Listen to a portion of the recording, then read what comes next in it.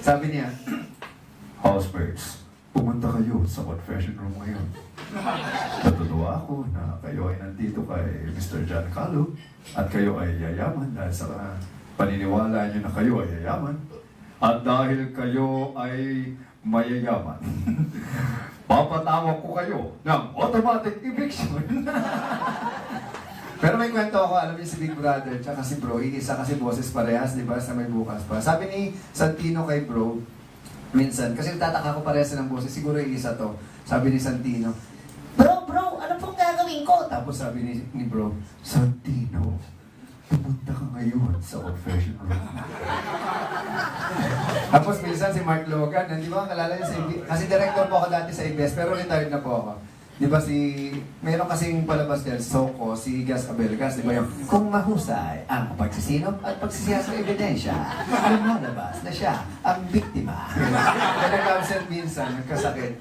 Si Mark Logan na available na talent. Sabi, Mark, kung nga magpalit. Okay, lights, camera, action. Sabi nila ganito, kung mahusay ang pagsisinop at pagsisiya sa ebidensya, naku Lola, siya yung biktima. Tingnan mo, sa mga ulo.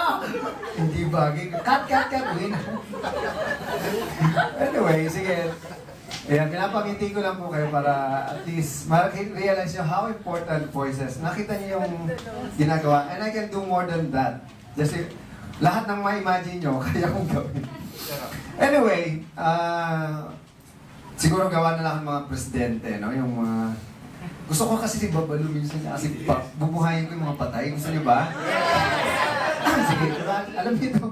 Nanood ako ng POV minsan, natuwa-tuwa kay Babalu, kaya nga si Dolphy.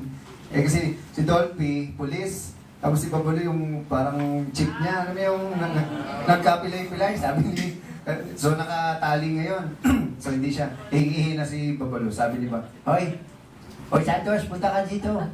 Sir, ano yun, sir? Hoy, pasok tayo doon. Okay, sir. Santos, hawakan mo nga to.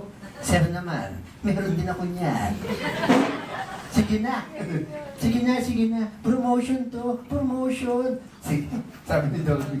Sige, sir. Ayan. Wow, ang sarap. Hoy, Santos, umiinit eh. Hinawakan mo, umiinit na. Ay, sir, pasensya na. Kumain ako ng sili. Hayop ka. Sana sinabi mo, gago. Palakpak na sila. Mabuhay, no? Okay, si Fernando po, kausapin si Eddie Garcia. Alam mo, sinasabi ko sa inyo, kapag puno na sa loob, kailangan mo ng kalusin. Sandali lang, Manoy. Nagkakamali ka. Iba yata pinuntahan mo. Ha? Parang natutulala kayo. Okay, sila Erap. Alam nyo, kanina kasi, pinanggit niya. Kaya ko lang gawin si parang Erap. Diba sabi ko sa inyo, huwag niyo akong subukan. Pero bakit niyo ako sinubukan? Well, first of all, mabuhay ang Pilipino para sa Philippines 2000. Thank you. At yun lang po, maraming salamat. Hindi ko na marami pa yan, actually. Anyway, thank you very much. God bless you all. Mabuhay po. Palakpakan po natin. Giancarlo, mabuhay! The voice master himself, Gonzalo Gonzalo!